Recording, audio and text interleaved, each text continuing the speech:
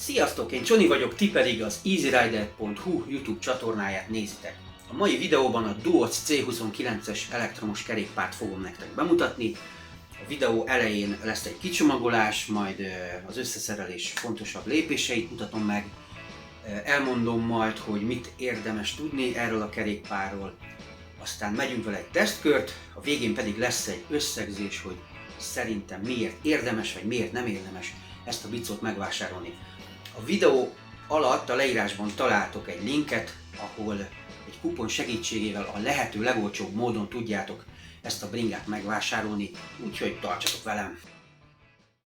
A kerékpár egy nagy kartondobozban érkezik a lengyelországi raktárból, a rendeléstől számítva 4 munkanap alatt ért ide, ez jellemzően egyébként 3-8 nap szokott lenni. Amit látjátok, elég jól be van csomagolva, habszivacsok védik a vázat, hogy szállítás során ne legyen sérülés, illetve az egyes alkatrészek gyors kötözővel is rögzítve vannak egymáshoz, plusz az akkumulátor külön egy ilyen légbuborékos tasakban található.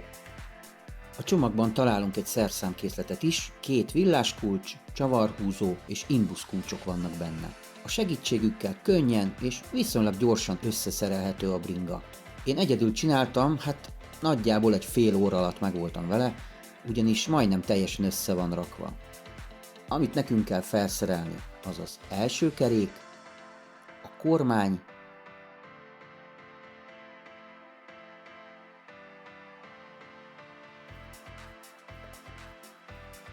a fényszóró,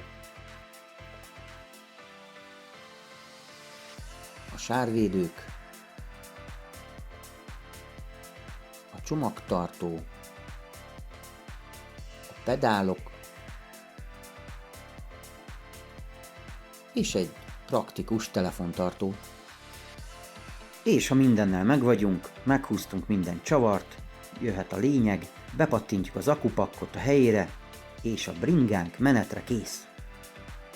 A Duoc C29-es alapvetően egy mountain bike, mehetünk vele mindenféle terepen, városban, földúton, de a meredekebb dombokat is könnyedén megbászhatjuk vele, mert a bringa egy 750 wattos hátsó agymotort kapott, ami ebben a kategóriában mindenképpen egy kimagasló érték, hiszen jellemzően 250-350 wattos motorokkal szerelik az ilyen árfekvésű e-bike-okat. Az akkumulátor kimondottan erős. 48 volt 15 Ah akupakkal rendelkezik, amivel a gyári adatok szerint tisztán elektromos módban 50 km-t, míg pedál rásegítéssel 100 km-t mehetünk vele. Ezeket az értékeket azért nem szabad ám teljesen komolyan venni, hiszen a tesztek során ezt egy 70 kg-os személlyel mérik 25 Celsius fokban, sík terepen, és olyan állandó 15 km/h sebesség mellett, ami azért nem teljesen életszerű. Voltam vele egy hosszabb túrán, Gödöllő környékén, ahol azért van rendesen emelkedő, sok helyen full gázon nyomtam, és így mentem vele kb. 60 km-t pedál rásegítés módban, ami azért nem olyan rossz. Mechanikus tárcsafékek elől és hátul, amik alapvetően jól teszik a dolgukat, bár bekopás után azért erősen csikorognak, esetleg érdemes ezeket egy komolyabb hidraulikus fékrendszerre cserélni a későbbiekben. Shimano Tourney márkájú váltót kapott, ez egy ilyen tök alap egyszerű cucc, ilyen átfekvésű kerékpárokon már megszokott típus, hátul 7, elől 3 fokozat található, egyébként ennek akkor vesszük hasznát igazán, ha kikapcsoljuk a motort, vagy alacsony sebességfokozatban használjuk, mert magasabb fokozatokban a bringa már annyira gyors, hogy a váltással nem tudjuk lekövetni, így gyakorlatilag a levegőt tekerjük, nincs komolyabb ellenállás. Nagy 29 szoros kerekei vannak, Chaoyang márkájú gumikkal, amik nem defektűrőek, úgyhogy mehet bele a slime rendesen, vagy cserélhetjük ezeket is valami komolyabb gumikra esetleg. Olajrugós az első teleszkóp, ami ugye jól jön a nehezebb terepeken, mert kiválóan elnyeli az ütéseket. Lookout funkcióval ellátott, ami azt jelenti, hogy a lengés csillapítás ideiglenesen kikapcsolható, például ha csak mondjuk aszfalton megyünk vele, akkor nyilván nincs rá szükség. Ugye ezt itt ki tudjuk kapcsolni, illetve a másik oldalán találjuk az olaj betöltő nyílását. Így néz ki a nyereg, hát semmi extra, esetleg említésre méltóak ezek a rugók, amik kényelmesebbé teszik a bicajlozást hosszú távon. Van egy nagyon erős első ledes fényszórónk, amit egy kürttel is kiegészített a gyártó, ezeket a kormányon tudjátok kibe kapcsolni, és nem kell külön áramforrás nekik.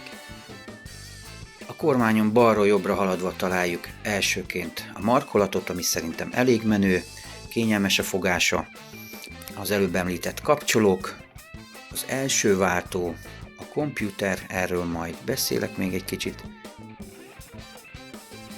illetve a másik oldalon a telefontartó, a hátsó váltó és a gázkar. És ha már gázkar, ez a fajta megoldás, amivel ugye inkább rollereknél találkozhatunk, nekem jobban bejön, mint ez a húzós verzió, szerintem kényelmesebb használni.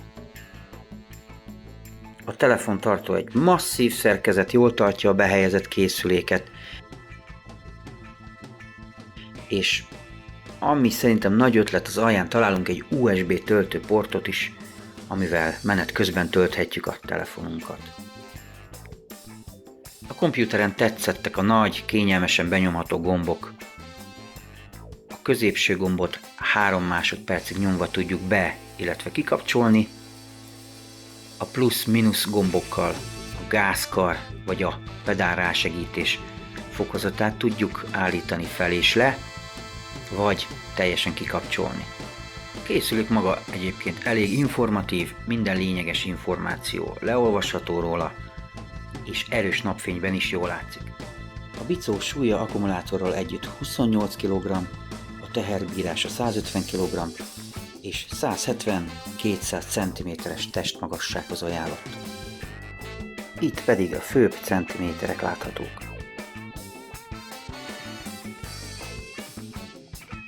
Nagyon fontos megemlíteni, hogy a Duoc C29-es jogilag nem elektromos kerékpár, mert ugye úgy szól a jogszabály, hogy a teljesítmény, ha meghaladja 300 wattot és a motor a pedáltól függetlenül is képes önállóan hajtani a járművet, erre való ugye ebben az esetben a gázkar, továbbá ha a motor 25 km/h-nál nagyobb sebességgel képes, akkor neki a hivatalos besorolása már segédmotoros kerékpár, így kell rá jogosítvány, ugye segédmotor vagy B-s jogsi, továbbá előírás még egy sisak, és kötelező biztosítást kell rá kötni, hát ez 3-4 ezer forint szokott lenni évente, tehát nem egy bitam nagy összeg. Ha kötünk rá biztosítást, akkor mindenképpen szükség lesz majd a vázszámra, amit a kormányoszlop elején a vázba találunk beütve. Van egyébként lehetőség rá, hogy visszaállítsuk elektromos kerékpárnak, ugye akkor el kell távolítani róla a gázkart, és a komputeréből vissza kell állítani a végsebességet 25 km/h-ra, illetve a motor teljesítményt 300 wattra, de hát minek? Nem azért veszünk egy ilyen bringát, hogy gyengítsük, vagy hogy visszafoltsuk, hanem épp ellenkezőleg, ha már 50-ne tud menni, akkor szerintem haladjunk.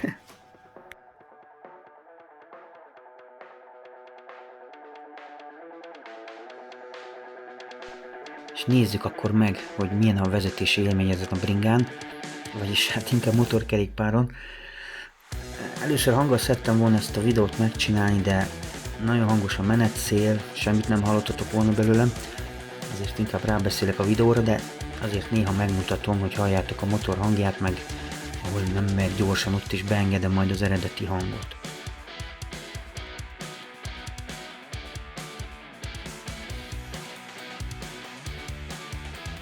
Speed test. 1-es fokozatról vagyunk, 19 km/h a végsebesség. 2-es fokozatban 26, 3-asban 34, 4-esben 40, 5-ösben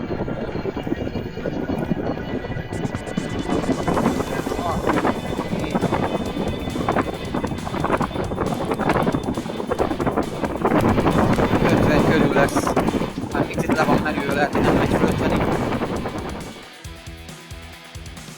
kisebb sebességfokozatokban sokat használtam a pedál rásegítést, mert ott tényleg van értelme, de a 4.-5. fokozatban, mint ahogy már mondtam, annyira gyors a bringa, hogy nincs értelme ilyen fogaskerék áttéttel tekerni, mert soha nem érjük utol vele a motor erejét. Lehet, ha tennék előre egy 52 fogas keréktárcsát, mondjuk az megérné, mert akkor tudok segíteni a motornak a végén, de ez csak tipp, ezt nem volt lehetőségem kipróbálni.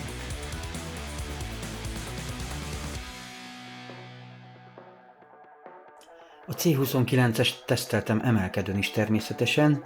Hát a 750 wattos motor nagyon jól teszi a dolgát, fölmegy gyakorlatilag bármilyen emelkedőre, mindenféle gond nélkül. Nem volt túl sok lehetőségem emelkedőkre felmenni, viszont előtte voltam, mint ahogy említettem, Gödöllő környékén, ahol azért elég sok meredek emelkedő van, és hát elég jól vette az akadályokat, gond nélkül teljesítette a túrát. Itt éppen egy felüljáróra hajtok rá, látjátok, hogy nem igazán esik vissza a teljesítmény, még most sem.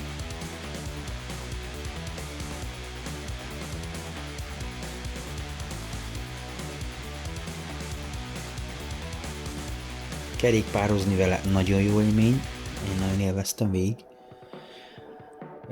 Városban is, terepen is egész jól bírja. Nagyon fontos, hogy terepen mindenképpen zárjátok le a akkumulátort rajta, mert nekem volt, hogy elmozdult, amikor nagyon rázkodott alattam a bringa.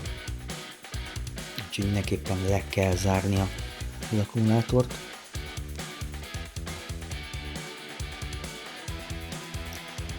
De ahogy láthatjátok, teljesítménnyel nem lesz gond, nagyon megy, nagyon erős motorja van, föl a hegyre tényleg gond nélkül felmegy, és úgy összességében is a vezetési élmény kimagasló, tényleg olyan, mintha egy motoron ülnél, szerintem szenzációs.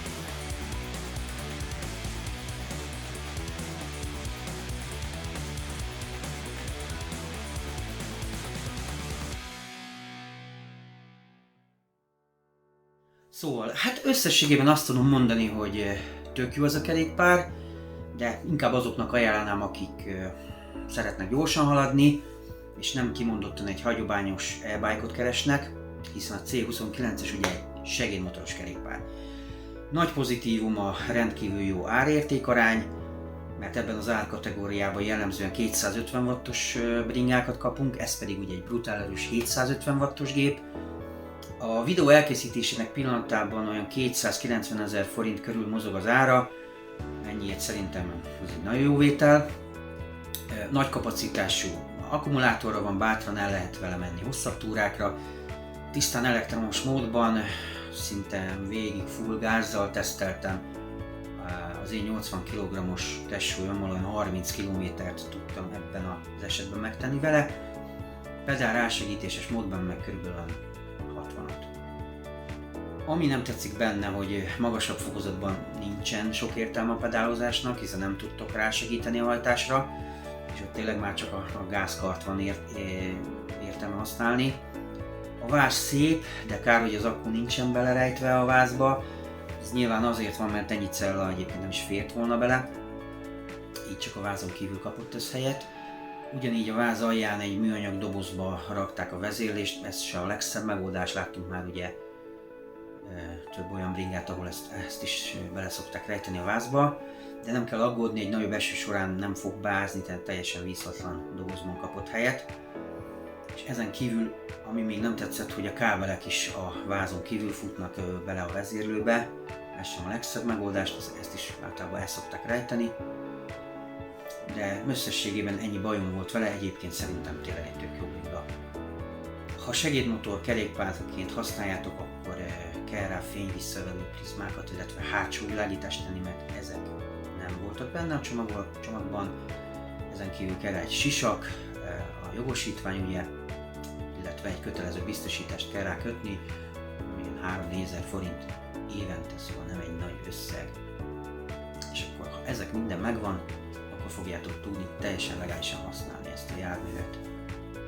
Végül, ha szeretnétek egy ilyen bringát, akkor akkor kattintsatok a leírásban levő linkre, másoljátok ki a kuponkódot, majd megnyomjátok a megveszem gombot, akkor a Geekbuying oldalára kerültök, ahol, ha még nincs regisztráció, regisztráljátok egy fiókot, egyébként meg a fizetési folyamat végén, ha beillesztitek a kuponkódot, akkor az majd levonódik a végösszegből, és így jön ki a 290 000 forint körüli ár. Hát ez nyilván az euró és a forint egymáshoz viszonyított árfolyamától függ, de 300 000 alatt marad nagy valószínűséggel. Bankkártyával vagy PayPal-al fogjátok tudni kifizetni, onnantól számítva pedig pár nap, és a futározni fogja a csomagot. Úgyhogy köszönöm, hogy velem tartottatok ebben a videóban, ez volt az első videóm, remélem tetszett. A következőben majd egy Fafreeze KR 27.5-ös klasszikus e-bike-ot fogok nektek bemutatni, remélem akkor is velem tartotok majd. Köszönöm még egyszer a figyelmet, sziasztok!